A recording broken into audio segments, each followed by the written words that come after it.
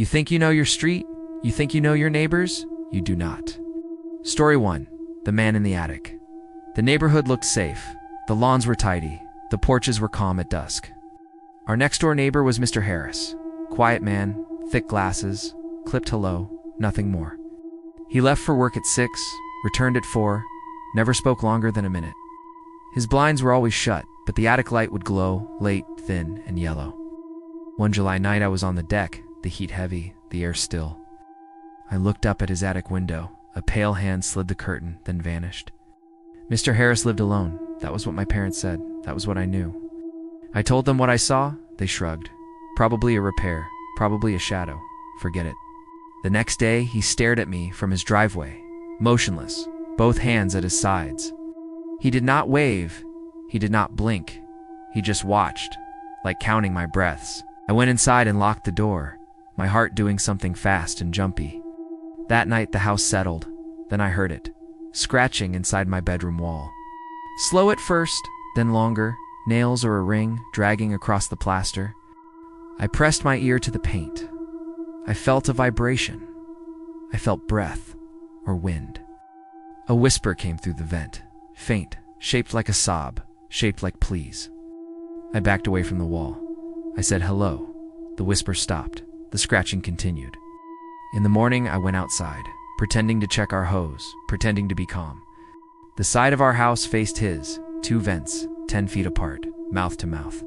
I stood there, staring at metal and dust, imagining words crossing through like smoke.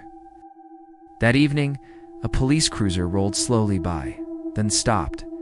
Then another arrived, with lights off. Neighbors drifted out in pajamas and sandals. People who never talk, now whispering names. 2 officers knocked on Mr. Harris's door. He opened. He looked confused or tired.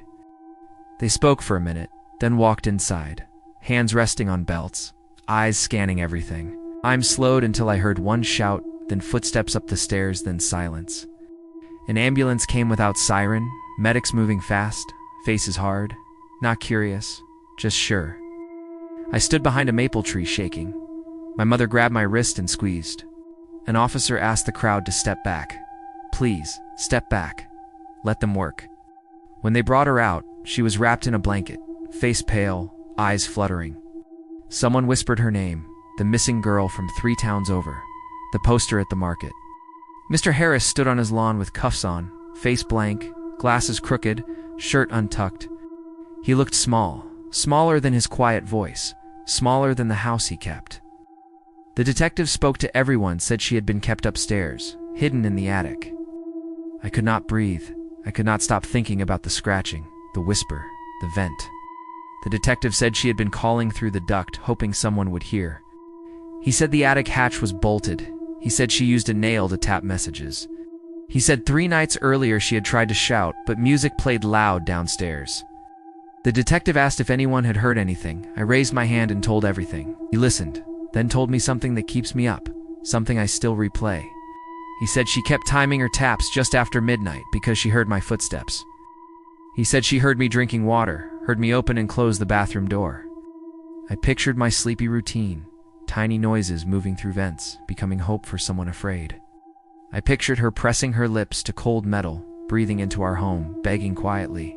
The officer thanked me, then he left. The street hummed with private theories and fear.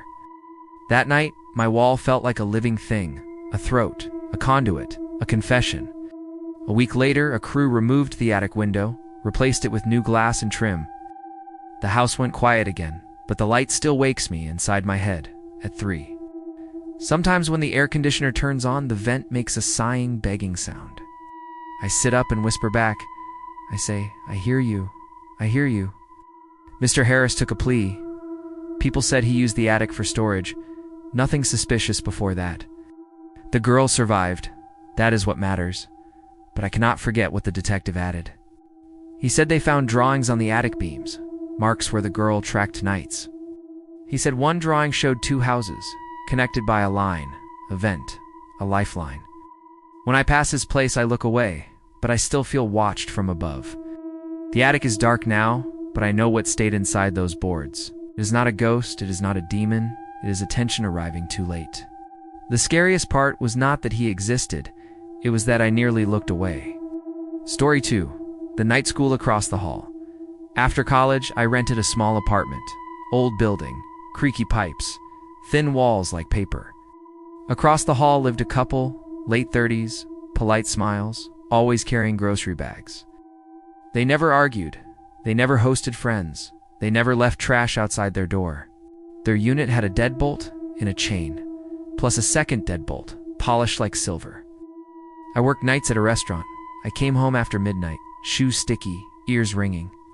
Every time I walked past their door, I smelled something, copper and bleach, sharp and hollow. I told myself they cleaned a lot. Maybe they liked a spotless place. Nothing wrong. Then one night I heard a sound, not music, not television, a steady metronome, a soft tapping at a set rhythm, pause, then 3 taps, pause, then 2, repeating. I leaned against my door and listened. I counted the pattern, 3, pause, 2, repeat. I thought of Morse code. I thought of a clock without hands. I thought of teeth. When the tapping stopped, I heard a voice, muffled, speaking like reading from a book. The next evening, the woman across the hall smiled. She said they taught night school. I laughed and asked what subject. She said history, local tragedies, rescue techniques. Her eyes did not blink when she said rescue. Her smile did not change at all. I asked where they taught. She said they taught at home. Fewer distractions, easier focus. For a week I ignored the tapping. I turned my fan on high. I forced sleep. Then I came home early and saw them hauling something, a massive trunk on wheels. The man nodded at me and said, "Night school needs tools. The curriculum is hands-on." The trunk banged against the stair rail. Metal on wood echoes like a muffled cry. At 2 in the morning, my phone buzzed. Unknown number, a voicemail, 6 seconds long. A woman breathed into the microphone, then whispered, classroom 4, please." I played it again and again. The number was blocked. The voice sounded close to me. My chest tightened. I walked to the peephole. The hall was dim. The trunk was gone. I called the landlord. He said the couple had excellent references, quiet on time rent. I told him about the smells, the tapping, the trunk, the call. He got defensive. He said tenants complain about normal noises. He said cleaning products are not a crime. I hung up and sat on the floor, leaning against the door like a barricade. The following night, I placed a sticky note on their door. Simple message, "I heard you." I went to work and tried not to think, but the note fed a swarm in me. When I returned, the note was gone. The hall was clean, the silence almost celebratory. At 3, I heard scraping again, a chair moving, a chain tightening, a wet cough. I tried filming them, set up my phone on a tripod, pointed it at the couch, hit record at 310. The camera faced my door, grainy view of the hall through the peephole, distorted and dark. For 20 minutes, nothing moved. Then a shadow passed, too tall, moving like a puppet. The shadow stopped at my door, stayed perfectly still, then slowly covered the peephole with tape. Morning came bright and ugly, tape stuck to the peephole, a sticky black circle over glass. I peeled it off with a knife. The adhesive smelled like duct tape warmed by hands. I slid another note under their door. I wrote, "Classroom 4, I am calling the police." The hallway filled with a smell so strong my eyes watered, bleach and copper and heat. I called anyway. An officer arrived. He knocked. He waited. The couple answered, smiling. They said they were cleaning up after a leak. They said the building was old. Sorry. The officer asked to step inside. The man laughed, said, "Next time, apartment is a mess." The officer shrugged and left. My stomach dropped. My legs went weak. My hands shook. That evening, I heard the woman reading again, voice clear, pacing the rhythm of the taps. She said lesson 1, time. She said lesson 2, containment. She said lesson 3, cleanup. She said classroom 4, and then silence. Like a page turning, like a mouth covered by cloth. I packed a bag and booked a motel. I told myself I would move in the morning, but I needed proof. I needed something real, not just smell and sounds and notes. I walked back after midnight and waited in the stairwell, tucked behind the vending machine. At 1, the man rolled the trunk out, alone, sweating, glancing up and down the hall. He dragged it toward the elevator, but stopped when the door stayed open and empty. He turned slowly and looked at me like he had known I was there all along. He smiled and said, "We teach people to stop hiding. We teach them to face fear." He opened the trunk a crack. A smell poured out, metallic sour, like pennies and rot. He said, "Some students learn fast, some require discipline, some never leave the classroom." I ran, feet slapping stairs, heart brutal in my ears, keys like coins in my fist. I reached the street and kept moving. I did not sleep. I did not look back. In the morning, I met the landlord with 2 officers. We entered with a master key. The apartment looked normal at first. Spotless kitchen, neatly made bed, a bookshelf of binders. Down the hall, a door was labeled for black marker on masking tape, deadbolt installed. An officer forced it open. The room was small, windowless, soundproof panels stapled to drywall. Chains bolted to the floor, a chair with straps, a camera on a tripod, red light blinking. On the wall, 3 words were written: time, containment, cleanup. Each word ticked like a metronome. The couple never returned for their things. They vanished between dawn and noon, like smoke. No bodies were found, but the binders were full. Names and dates, and notes, very precise. Some names had the word retained, some had the word graduated, some had a neat black line. I moved out and changed my number, but I keep hearing the taps when the microwave runs. Sometimes I dream that I am the night school. I am the hallway. I am the lock. The class begins when I lie down. The lesson is always the same. Stay still. When I wake, the peephole in my memory is taped again. My vision narrowed to nothing. I never learned who called me, but I know what she meant by classroom 4. Story 3, the backyard circle. My wife and I bought a small house, 2 bedrooms, a yard with a crooked fence. Our neighbors on the backside were quiet, 3 adults, always gardening at twilight. They never waved, they never made noise, but their lawn was perfect, unnaturally perfect. At night, a lantern would glow behind their shed, steady light, warm and wrong. One evening, I heard chanting, faint, rhythmic, a language I did not recognize at all. I stood on our porch pretending to water plants. The chanting rose and fell like breathing. A gust moved the fence slats. I saw them in a circle, heads bowed, hands together. Their lantern smoked a thin gray line, drifting toward our house, curling like a finger. I told my wife. She said maybe a meditation group, maybe a prayer circle, nothing dangerous. I wanted to believe her. I wanted to sleep, but the rhythm kept replaying inside me. The next night, the chanting returned, now closer, now timed with something scratching the ground. I climbed onto a chair and peered through a gap in the fence, eyes level with darkness. They had drawn a circle in the dirt 10 feet wide, perfect curve, symbols carved at intervals. In the center was a small mound, covered with a tarp, edges pinned down with stones. The tallest neighbor sprinkled something from a jar. The others hummed low, steady, almost mechanical. Then the tall one looked up, straight at my gap, eyes bright, lips moving, my name spoken. I jumped down and nearly fell. My name carried over the fence like a whispering wire. I had never told them my name. We had never spoken. We had never waved. We closed the curtains and kept the lights off. We sat on the floor holding hands. The chanting stopped, the lantern dimmed, the night pressed closed, then stepped back, watching. In the morning, I found a gift on our back step, a jar of dark honey, thick as oil. The tag was tied with twine, handwritten letters. Welcome. We share what we harvest here. The jar smelled like flowers and meat, sweet and sour, like summer rotting quietly. We did not touch it. We put it in the trash. We washed our hands twice. 2 days later, I saw them at the fence, 3 faces peeking through the boards, smiling. They asked if we enjoyed the honey. They asked if we liked sleeping with the window open. I asked how they knew our names. They said names are easy. Names float over at night. The tallest one said our house fit the circle. The measurements were lucky, the angles perfect. That evening, the chanting began earlier, before sunset, while birds were still finding branches. I recorded from our bedroom window, camera angled low, lens peeking through a torn screen. They poured something into the circle. It glistened and soaked the dirt, leaving darker rings.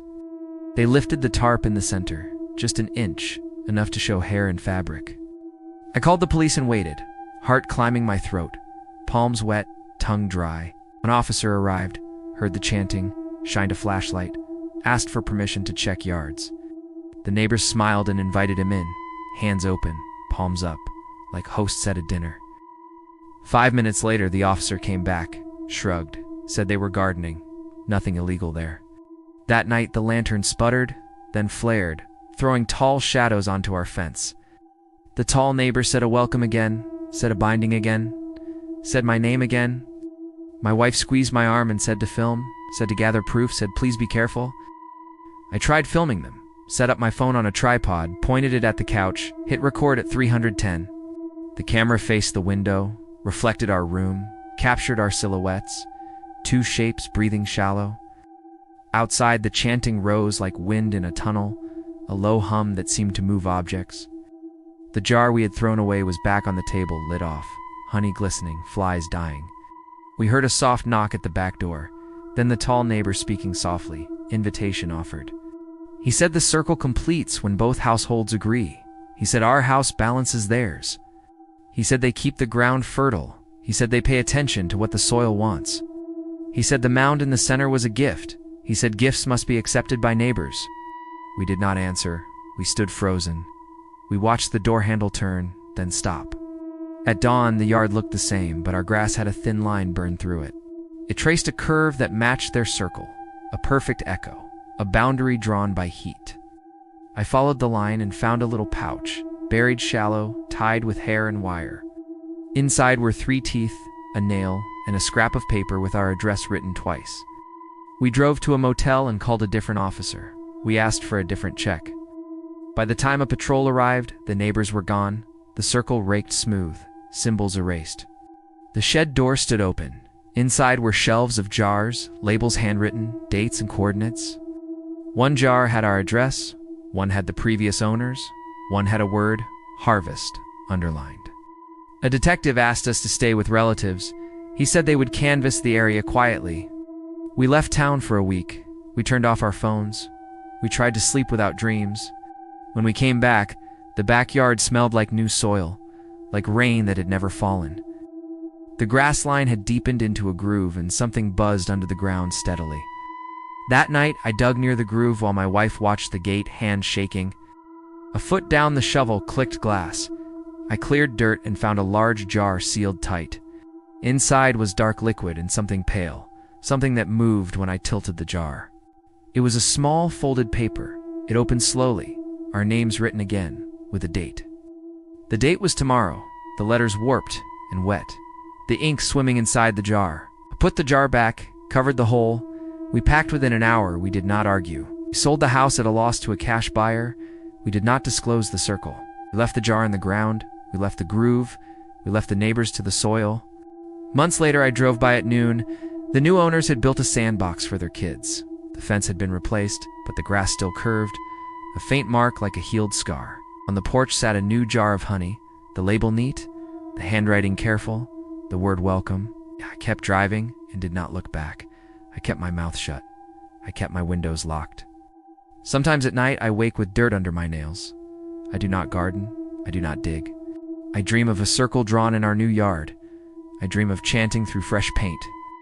I taste sweetness and iron. I hear the word harvest in my left ear, very close. Neighbors wave in daylight. Neighbors smile kindly. Neighbors measure our house with their eyes.